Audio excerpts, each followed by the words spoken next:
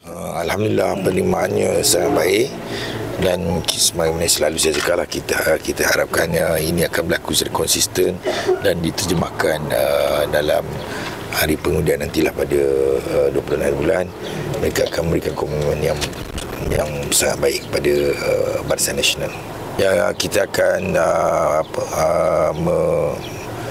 menjelaskan dengan lebih baik lagi kepada masyarakat, terutama pengundi Duit Kuning, tawaran-tawaran yang kita nyatakan yang semalam dalam manifesto, dan ini merupakan tekad kita serta tawaran yang kita akan berikan kepada pengundi-pengundi atau warga Air Kuning ini.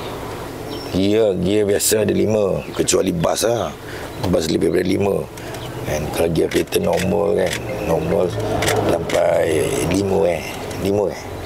So sekarang ni kita kena masuk fully masuk 5 lah.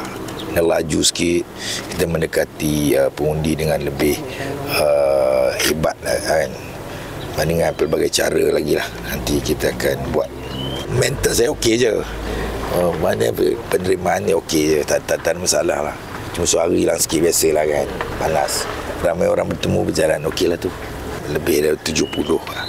Saya 70 kan, nak masuk gear 5 ni saya 70. So saya kena ada 4 hari lebih kurang. Saya kena